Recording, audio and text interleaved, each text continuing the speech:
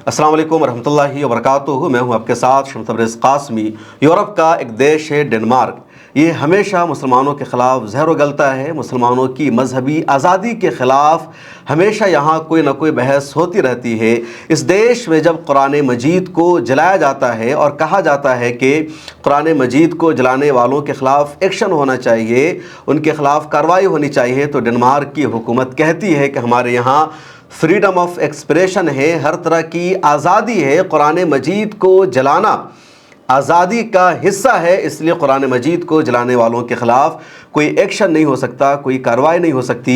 लेकिन इसी देश में कभी हिजाब पर सवाल उठाया जाता है, कभी मुसलमानों की नमाज पर सवाल उठाया जाता है, कभी मस्जिद के ख़िलाफ़ हंगामा किया जाता है। और अब डेनमार्क में लाउड स्पीकर से होने वाली अज़ान को बैन करने के लिए मुतालबा किया जा रहा है। इसके ख़िलाफ़ कुछ लोग आवाज़ उठा रहे हैं।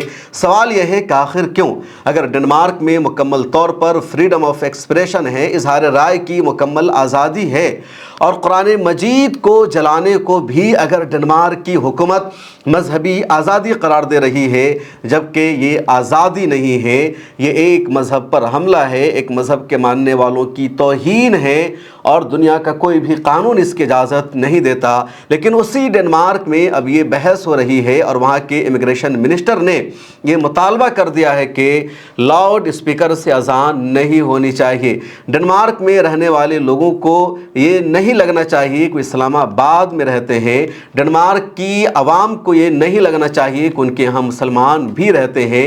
डेनमार्क में रहने वाले लोगों के कानों तक अल्लाहू अकबर की आवाज़ नहीं पहुँचनी चाहिए।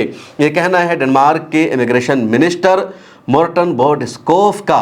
ये शख्स इससे पहले भी इस तरह की बातें कर चुका है, साल 2020 में भी, उसके अलावा लास्ट ईयर यानी साल 2025 में भी डेनमार्क में इसी तरह की बहस आई थी और कहा गया था कि अज़ान पर पाबंदी लगनी चाहिए, लाउड स्पीकर से उसकी इजाज़त नहीं मिलनी चाहिए। लेकिन इस तरह के शिद्दत पसंदों को अपने इस एजेंडा में कामयाबी नहीं मिल सकी।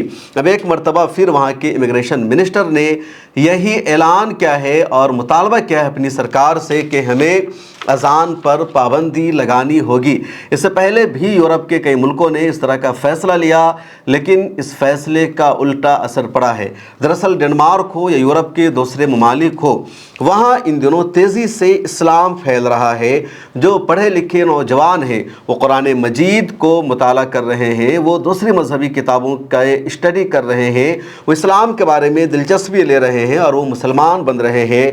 डेनमार्क की आवाम भी मुसलमान बनती जा रही है और ये बर्दाश्त नहीं हो रहा है वहाँ की सरकार को। इनको लगता है हम दिन रात इस्लाम के ख़िलाफ़ झूठा प्रोपेगेंडा करते हैं, मुसलमानों को बदनाम करते हैं, इस्लाम में कमियां निकालने की कोशिश करते हैं। हमने इस्लाम को दहशतगर्दी से जोड़ कर दिखाया। पूरा यूरोपियन मीडिया इस एजेंडे पर काम कर रहा है। इसके बावजूद क्यों ये लोग दिन रात अपने मज़हब को आगे बढ़ा रहे हैं? इस्लाम के मानने वालों की तादाद बढ़ती जा रही है, हमारे देशों में मुसलमानों की तादाद बढ़ती जा रही है, तो इनको लगा कि अब अज़ान पर पाबंदी लगा दो। जबकि रिसर्च ये है, सच्चाई ये है, और कई लोगों ने ये कहा कि दुनिया की जो सबसे खूबसूरत आवाज़ है वो यही अज़ान है। आप दुनिया की इस सबसे खूबसूरत आवाज़ को सुनिए और फिर मुझे कमेंट सेक्शन में लिखकर बताइए, क्या इससे बेहतर और खूबसूरत कोई आवाज़ आपके कानों ने कभी सुनी है? अल्लाह